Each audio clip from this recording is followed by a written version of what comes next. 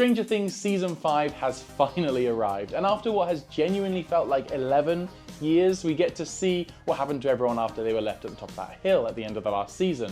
Hell, they spent the whole time running up it, they deserve a little break. And to celebrate the long-awaited wait, I've made a deck out of the Stranger Things Secret Lair cards, and hopefully you'll like it more than the most recent season.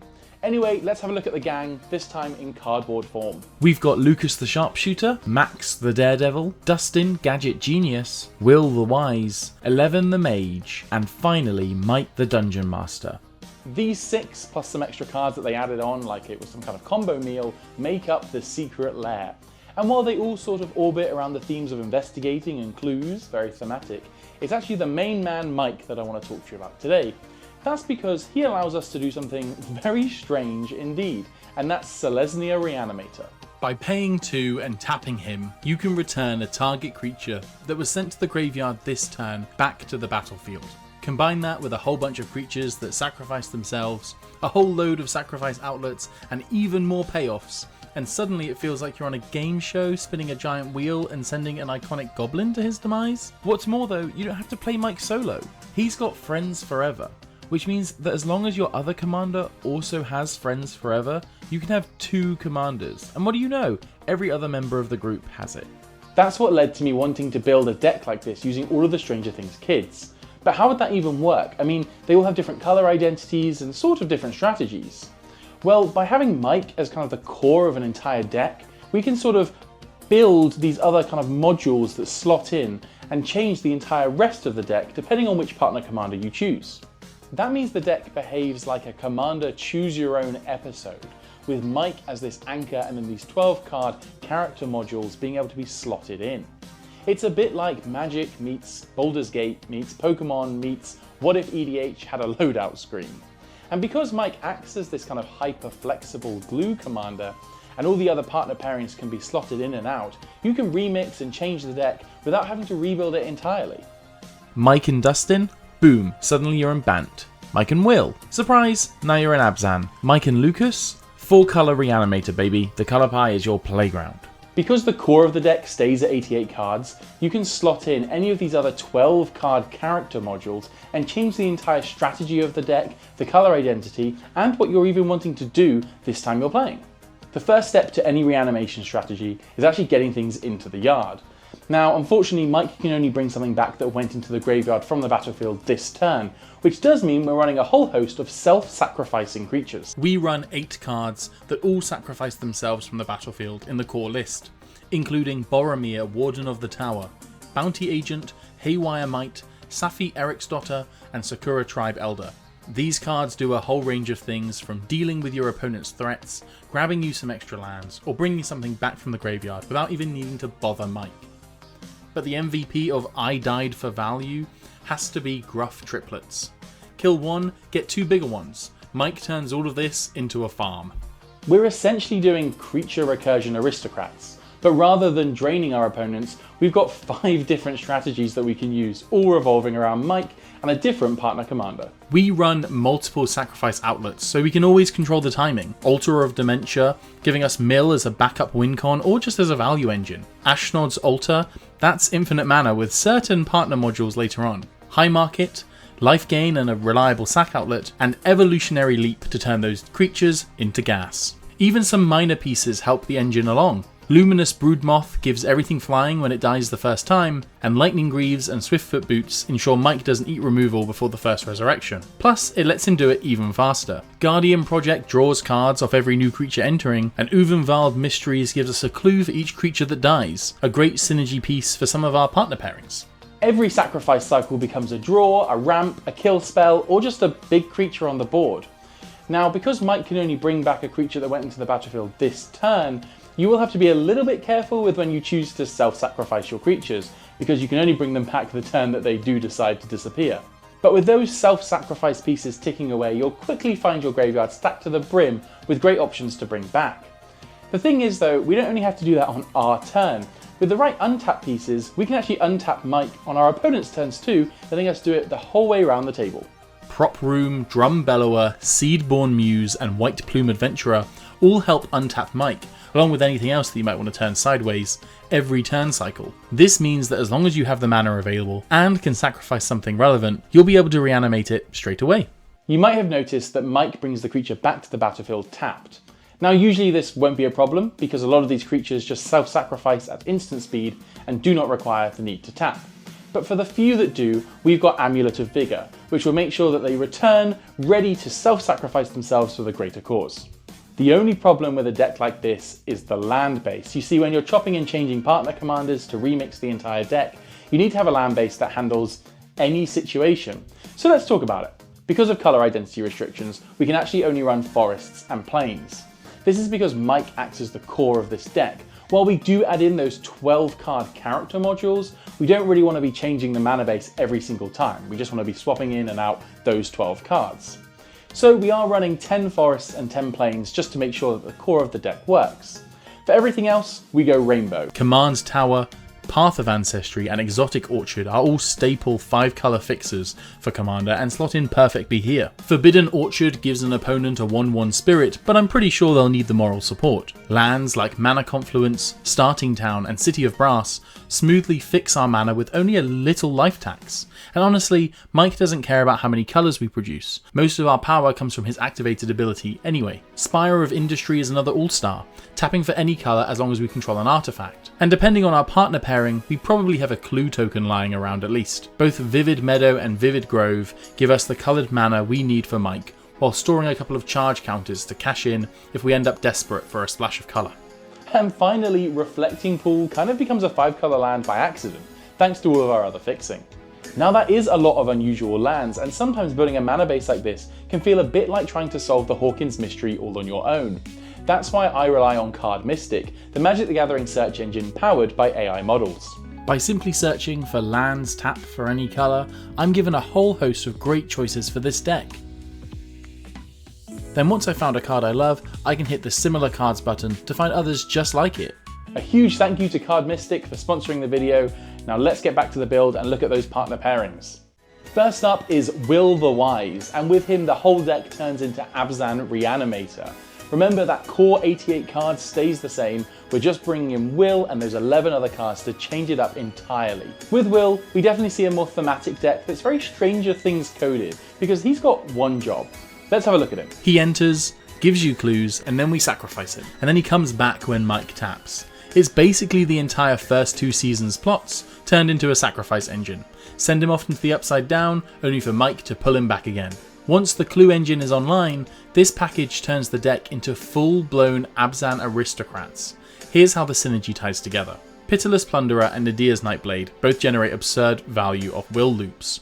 Plunderer gives a treasure every time Will dies, and Nightblade drains opponents whenever a token dies. Suddenly, every Will cycle becomes a clue, a treasure, life loss for the whole table, and Mike just sitting there like a proud dad turning the crank.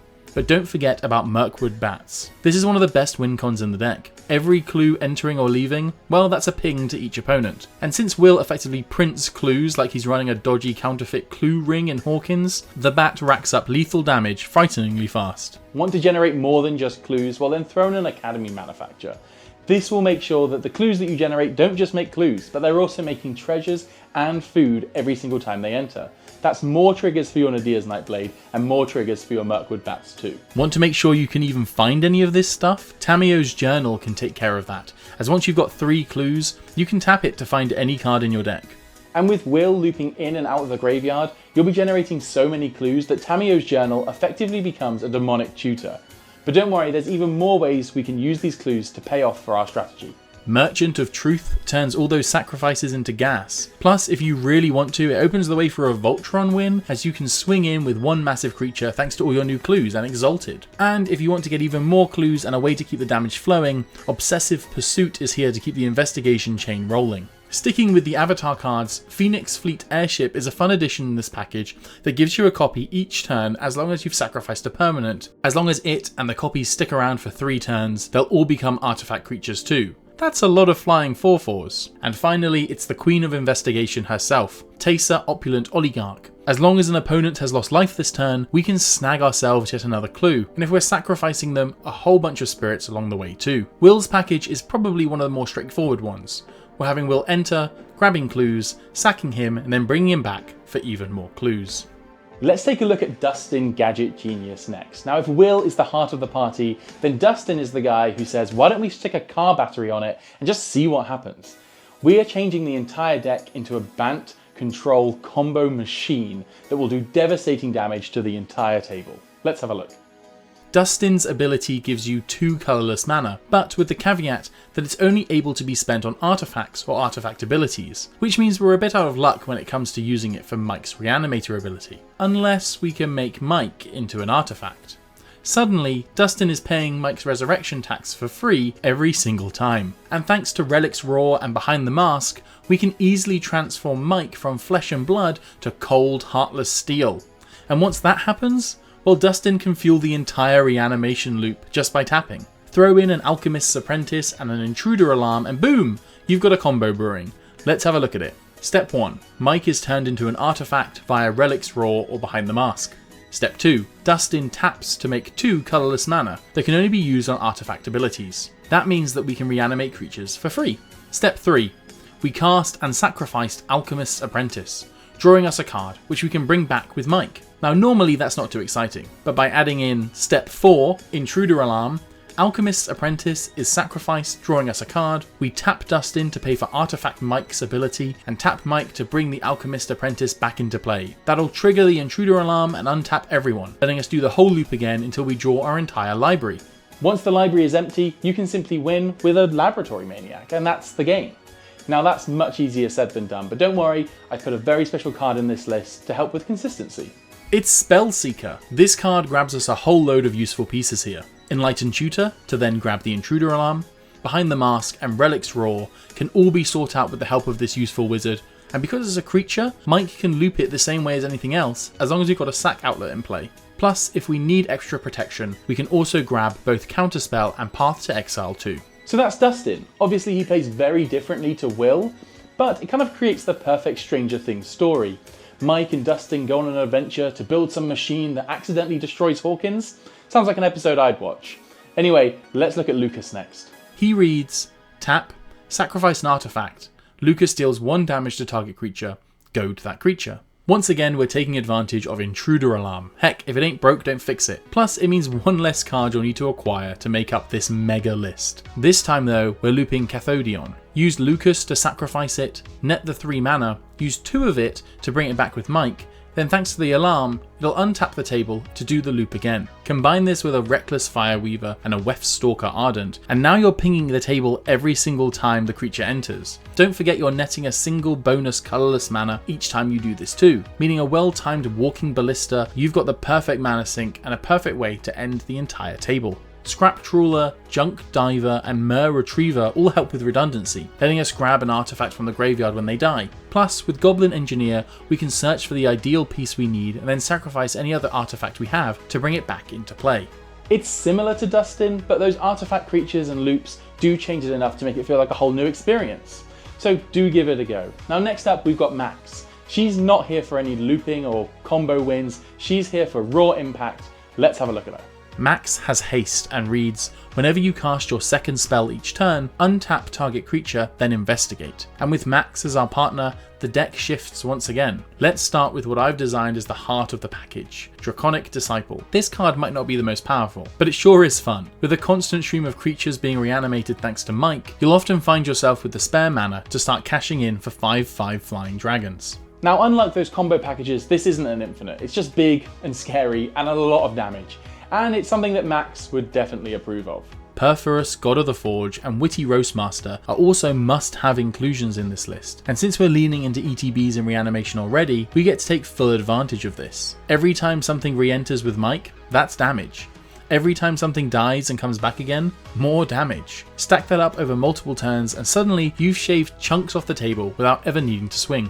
Goblin Bombardment also pulls a lot of weight here. Any creature that returns with Mike is 1 more opportunity to convert a body into direct damage. To help pull the whole package together, Imperial Recruiter searches up the core pieces. Hajar Loyal Bodyguard is a surprisingly strong role player in this shell. He keeps your setup alive through wipes and removal, letting your recursion engine stay intact while your opponents watch their spot removal fizzle. There's also Samut, Voice of Dissent. Her ability to untap another creature means that you can use Mike twice. Flash, Double Strike and Haste are just icing on the cake. And of course, Skargan, Skybreaker and Zealous Conscripts make appearances as your classic Gruul closers. Skybreaker is perfect for turning spare mana into a big chunk of face damage, and Conscripts lets you steal something, use it, sacrifice it, or just ruin someone's day before handing it back. So while Max's package isn't just a combo that gets you the win out of nowhere, it is explosive and it does do a lot of damage. Whether that's through Witty Roastmaster or Perforous triggers, or just a whole load of 5/5 dragons soaring at your opponent's faces, you're certain to see their life totals plummet. And with that, we arrive at 11. Now this is the wild card of all of these packages. She changes the deck to be 5 colours. Let's take a look. She reads, your maximum hand size is 11, and whenever she attacks, you draw a card and lose a life. And if you're holding 11 cards or more, you get to cast an instant or sorcery from your hand for free. So this whole package builds around one goal. Get a huge grip of cards in your hand, swing with 11, and cast some massive spell for free. Now it's not the most consistent, but it is the most dramatic. So let's have a look at these cards. First, we're padding our hand like it's exam week. Cards like Seagate Restoration, Village Rites, and Life's Legacy all help inflate your hand size quickly. Life's Legacy is particularly spicy. Sacrifice a big creature you're planning on bringing back with Mike anyway, draw half your deck, and suddenly your hand size is looking suspiciously upside down. Hopefully letting you cast cards such as Expropriate, Mnemonic Deluge, and call forth the Tempest. Don't think that we've forgotten our roots though. Just because this module isn't built around reanimation loops, it doesn't mean that we don't have some creatures that love to self-sacrifice themselves in the list. Fulminator Mage, Hellhole Flailer, Blood Tithe Harvester, and Pyre Zombie are all cards in this list because they literally love to die. This is the package where you're encouraged to just go for it. Draw half your library, sling a bunch of spells, and just see what happens. Is it optimal? No, but if you do find yourself with a bunch of spare mana lying around, why not throw it into a Cinder Shade and just see how much damage you can do? And with that, the Stranger Things Build Your Own Commander deck experience is complete. Now really, this deck is just 3 moving parts. 1. Choose your partner package and change the whole deck's identity. Each of the 5 partner pairings gives your deck a different colour identity, different threats, and a different play pattern. 2.